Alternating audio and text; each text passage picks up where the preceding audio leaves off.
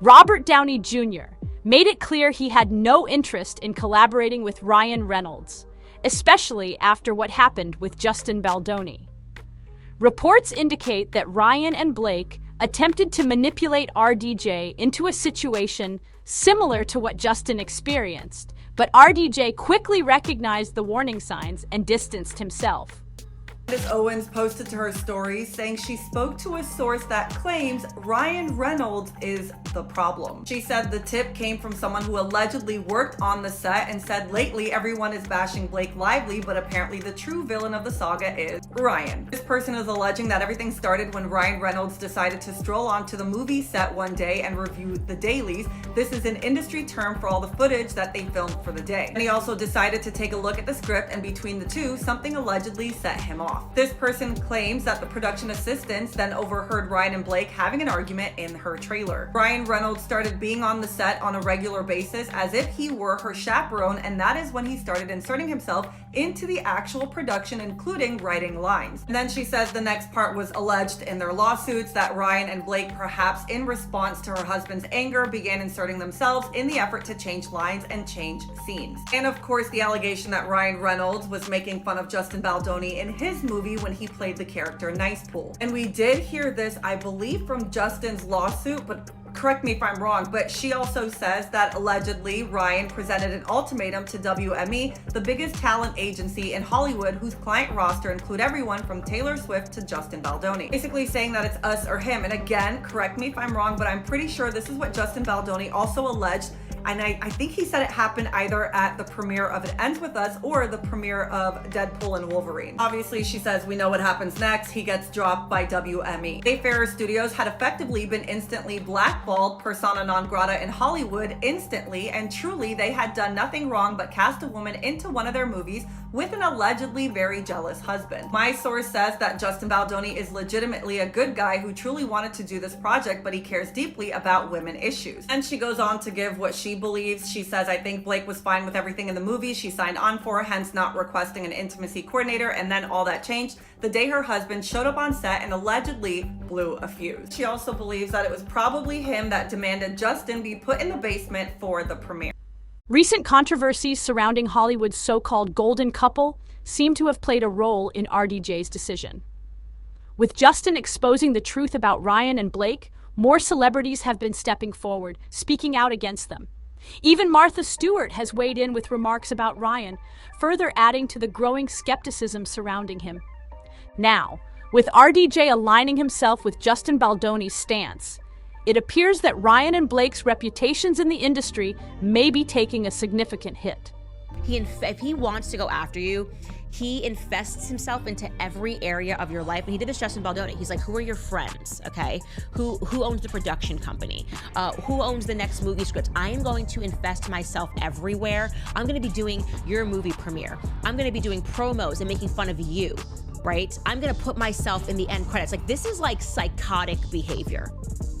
As more A-list actors distance themselves, the fallout is becoming harder for them to control. Reports reveal that Ryan was actively seeking high-profile actors for Deadpool 3, and RDJ was at the top of his list for a cameo. Given RDJ's global appeal and his iconic status in the industry, this would have been a major win for the film. Screenwriters Rhett Reese and Paul Wernick confirmed in an interview with People that they had initially written a scene featuring RDJ's character, Happy Hogan, making a cameo appearance. Ryan personally reached out to RDJ, reading the script aloud in an effort to convince him. However, despite Ryan's persistence, RDJ firmly declined the offer. His refusal to participate has raised speculation about what he knows behind the scenes and why he wanted no involvement with Ryan's project. According to Wernick, RDJ read the scenes that had been prepared for him in Deadpool 3. However, there was an unexpected twist behind the scenes. Robert Downey Jr., after a 5-year break, is returning to Marvel, but before he did that, he actually turned down Ryan Reynolds. We asked Built members what celebrities would be the most fun to hang out with. He's probably on the list just because he covers himself up in his movies and you don't see his face. Ryan Reynolds, is he one of those? And you want to know something? He's not so funny in real life. Really? Wernick later admitted that they had no knowledge of the ongoing Dr. Doom situation, suggesting that scheduling or conflicting commitments might have played a role in RDJ's decision to decline the cameo. But many fans aren't buying this explanation. Over the past few months, revelations about Ryan Reynolds have surfaced, shattering the carefully crafted image of Hollywood's so-called nice guy. With multiple industry insiders speaking out, the truth about Ryan's alleged manipulative tactics is becoming harder to ignore. One of the loudest voices on this issue has been Candace Owens. She recently met with a source who provided shocking details about Ryan's involvement in the ongoing controversy surrounding Blake Lively and Justin Baldoni. According to the source, Ryan wasn't just a passive observer. He was actually the one who instigated the entire conflict. Justin's lawsuit also makes similar allegations. Filed on July 22, 2024, the lawsuit claims that during the Deadpool and Wolverine premiere after-party, Ryan allegedly approached a senior executive at WME and openly expressed his disdain for Baldoni. He reportedly went as far as suggesting that the agency was working with someone he deemed a problem, raising serious questions about his influence behind the scenes. We asked Built members what celebrities would be the most fun to hang out with. He's probably on the list just because he covers himself up in his movies and you don't see his face. Ryan Reynolds, is he one of those? And you want to know something? He's not so funny in real life. Really? No, he's not so funny. He's very serious. No, Taylor, then I would do Snoop, and then I would take Ryan off it, and I would put in somebody else. I'm so surprised that Ryan Reynolds isn't funny. This is like a shocker to me. I see him He's a walking good up actor. and down our He can act neighborhood funny. all the time. He can act funny. But he isn't funny. Maybe he can get to be funny again. I'm so disappointed, actually. I'm gonna get in trouble. What's even more concerning is how Ryan allegedly operates when he wants to go after someone. According to sources, Ryan systematically inserts himself into every aspect of a person's professional and personal life, ensuring his presence is unavoidable. He reportedly targets their relationships, professional connections, and future projects. Candace Owens described this behavior as relentless, stating, "He infests himself into every area of your life, and he did this to Justin Baldoni. He looks at your circle and says, 'Who are your friends? Who owns the production company? Who's in charge of the next big film?' Then he strategically places himself in every aspect of your career." She went on to highlight how Ryan's influence extends far beyond just professional settings. News! It's all coming out in the wash. So Blake Lively, what she did to Justin Baldoni, guess what? She learned it from Ryan. Ryan Reynolds did the same thing to Marina, her last name is Baccaron, who also was in Deadpool. You remember when she made Justin Baldoni go sit in the basement with his family for the movie premiere? Ryan Reynolds did the same thing to Marina and her family. He did not allow her to be part of any of the movie's premieres for Deadpool. Allegedly, he positions himself within promotional campaigns, awards ceremonies, and even film credits, using every available platform to assert dominance over his perceived rivals. Owens referred to his actions as manipulative and calculated, suggesting that his behavior crosses the line into something more deeply unsettling. And that's just scratching the surface. Candace Owens isn't the only one speaking out about Ryan Reynolds. With the latest industry shakeups and behind-the-scenes revelations, more celebrities are stepping forward, ready to set the record straight. The reality is, when half the truth is already out in the open, there's little reason to keep hiding the rest. After he got super famous from the first Deadpool, then things kind of changed. I think he was like, "See, you guys see?" And then I think I don't know. I mean, would I work with him again? No. No. I would not work with him That again. much vitriol. But I've said that about Michael Bay, and now we're friends, and I would work with him again. But I think Michael Bay is different. And Michael Bay worked on a movie with Ryan Reynolds also. And so he has a very specific opinion That may mirror of your Ryan own. Reynolds. And that was a good part of our last conversation with me and Bay. But I sort of wish him well because he's so good at Deadpool, and I think it's weird that he hates me. Miller. One of the latest voices to weigh in is Martha Stewart. While she didn't outright expose Ryan, she made a comment that left people questioning his carefully curated public image. She recently stated that Ryan isn't the funny, charming guy the public perceives him to be. At first glance, this might seem like a casual critique of Ryan's humor, but those paying closer attention believe Martha was hinting at something much deeper. According to widespread speculation, her statement wasn't just about comedic timing. It was a veiled suggestion that Ryan's entire persona is an act. Instead of being Hollywood's beloved funny man, he might be someone with a much more calculated and controlling nature. This theory gains traction when looking at how many of Ryan's co-stars have distanced themselves from him over the years. Take Morena Baccarin, for example. She played Vanessa, Deadpool's love interest, in the first film, but was noticeably sidelined in the sequel. Many have speculated that Ryan played a key role in her reduced screen time. To be fair, Morena never explicitly blamed Ryan. She addressed her absence from Deadpool 2, saying, "I can understand why people felt that way, and I was certainly disappointed that I didn't have more to do because I just loved the part so much." But in watching the film and reading the script, it felt like such an emotionally pivotal role in the film. I just noticed something, and I don't know if I'm reading too much into it, but I just noticed that for the new A Simple Favor, I've been calling it A Simple Favor 2, it's supposed to be another Simple Favor, with starring Blake Lively and Anna Kendrick. When I was looking at it, I noticed, and if you look at the poster, Blake Lively's name is like sitting up higher than Anna Kendrick's, but it's like off to the side up high. It doesn't make any sense. It looks so weird, but it's weird. Anna Kendrick's name is first, but then up higher and to the right of it is Blake Lively's name floating above her. And I looked at, they put out several different posters for this new movie coming out. They announced it's being released May 1st, and it's in all of them. So then I went back and looked at all the A Simple Favor movies previously. Not all of them, but the previous one. And it's not like that. It says Anna Kendrick's name first, and then Blake Lively is next. No, I just did a quick search, and Anna Kendrick's movies, the number of movies she's been in, has been 50. Blake Lively, 25. So she's been in half the movies. And gross. Anna Kendrick's movies have made just over $2 billion, and Blake Lively's have made just over $1 billion. Why would her name be up floating higher? I mean, obviously Anna Kendrick's name should be first. She's the bigger star and always has been and always will be now. But then I'm thinking, they can try to say it was something artistic, but if you see it, go look at the poster. It makes no sense at all.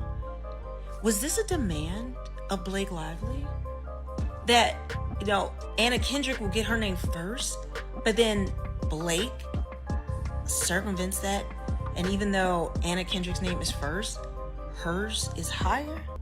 While she remained diplomatic, fans couldn't help but notice how her role was significantly diminished. Given Ryan's increasing control over the Deadpool franchise, both as a producer and lead actor, many believe that he may have played a direct role in reshaping the film's creative direction to prioritize his own vision. The pattern is becoming harder to ignore. From co-stars seemingly phased out of projects to industry insiders hinting at his manipulative behavior, Ryan's reputation is taking a hit. If more celebrities continue speaking up, it may only be a matter of time before his Hollywood persona completely unravels. And the entire arc of his character in Deadpool is set into motion because of what happens to Morena Baccarin's character, Vanessa. Despite her role being crucial to the storyline, her actual screen time in Deadpool 2 was significantly reduced. Morena herself acknowledged the situation, stating that while she wasn't in many scenes, her character's presence was deeply felt throughout the film. However, insider reports suggest a different story behind the scenes. Robert Downey Jr., after a 5-year break, is returning to share a scene with Jon Favreau. Jon Favreau does actually have a very big scene in the movie Deadpool and Wolverine, but that scene was originally written with Robert Downey Jr. taking the main stage and Jon Favreau only being a small part of it. He even wrote the scene in 2018 just so it would make sense for Robert Downey Jr.'s character to be in there because it does take place before the events of Avengers Infinity War. When Ryan Reynolds approached Robert Downey Jr. with the script, he said he was completely shocked he got an instant no. The reason was Robert Downey Jr. was already in talks to return as Dr. Doom, but he couldn't tell Ryan Reynolds. Ryan Reynolds said he didn't know about that until it was revealed, but now is happy for him and According to multiple sources, Ryan Reynolds allegedly gave Morena the same treatment as Justin Baldoni, minimizing her role, restricting her from attending major press events, and subtly sidelining her from the franchise's promotional campaign. The most shocking part? Morena was actually close to securing a much bigger role in the franchise. Discussions had taken place about expanding her character's arc, but Ryan reportedly opposed the idea. This disagreement led to clashes between him and the film's director. In the end, Ryan got his way, and Morena's screen presence was drastically reduced. And it doesn't stop there. Morena wasn't the only actor who found themselves quietly pushed out of Deadpool due to Ryan's alleged behavior. All right, you guys. So Ryan Reynolds obviously has to be deported back to Canada. Once again, this is a way for the left and the right to come together because no matter where you stand on the topic of mass deportations of illegals, we can now all agree that the moral crimes committed here by Ryan Reynolds against Justin Baldoni have amounted to high. T.J. Miller, who played Weasel in the first 2 Deadpool films, also found himself on the outside looking in. And according to Miller, Ryan's attitude on set was a major factor. Back in 2022, Miller opened up on the Adam Carolla Show podcast, revealing that his experience with Reynolds during filming was far from pleasant. He described Reynolds' behavior as unsettling and went on to explain that during one particular scene, Reynolds, while in character, humiliated him in front of the cast and crew. Miller recalled Reynolds saying, "You know what's great about you, Weasel? You're not the star, but you do just enough exposition so that it's funny, and then we can leave and get back to the real movie." For Miller, this wasn't just a joke. It was a direct insult wrapped in character improvisation. The moment left him feeling disrespected, and he admitted that the tension between them ultimately made him decide he didn't want to work with Reynolds again. While Miller's history of controversies makes his credibility questionable to some, his claims align with what many others in the industry have quietly suggested, that Ryan Reynolds, despite his public persona, exerts significant control over the Deadpool franchise and isn't afraid to sideline co-stars who don't align with his vision. With more actors and insiders speaking up, it's becoming increasingly difficult to ignore the pattern. Whether it's creative differences, press event restrictions, or outright dismissals, the influence Ryan Reynolds wields over the Deadpool franchise and Hollywood in general is being scrutinized now more than ever. Miller made it clear that no amount of money could convince him to return for Deadpool 3. He stated, "I would not have done Deadpool 3 if they came to me and were like, 'We want you to do Deadpool 3, and we're going to pay you twice as much.'" His experience on set had left a lasting impression, one that he had no desire to repeat. Miller had one question on his mind: why did Ryan treat him this way? According to him, it was simple. Fame had changed Reynolds. He explained that after Deadpool became a massive success, Reynolds seemed to develop an inflated ego. Miller described it as Reynolds having a "see you guys see" attitude, as if he had something to prove to the world. Miller continued saying, "I think he was like, 'You guys see? Look how successful I am?' And then things kind of changed. I don't know." When asked if he would ever work with Reynolds again, Miller's response was blunt. No, I would not." Interestingly, Miller also referenced director Michael Bay, whom he had previously said he would never work with again, only for the two to later mend their relationship. But Miller noted that Bay's situation was different. He mentioned that he and Bay had spoken about Reynolds in private, suggesting that Bay also had a very specific opinion about the actor after working with him.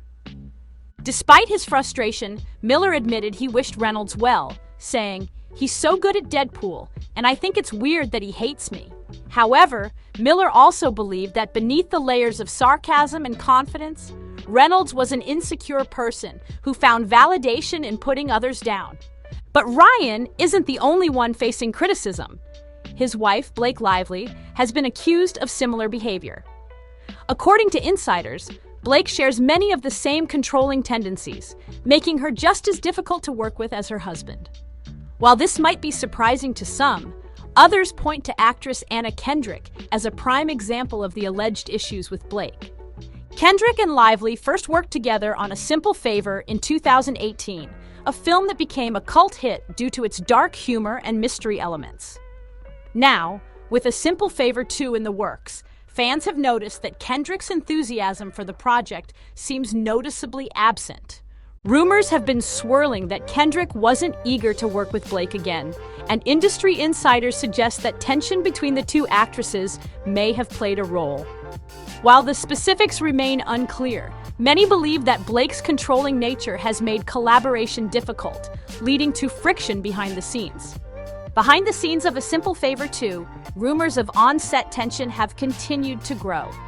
Sources close to the production claim that Anna Kendrick and Blake Lively have maintained a strictly professional relationship, but the warmth and camaraderie from their first film seem to have faded.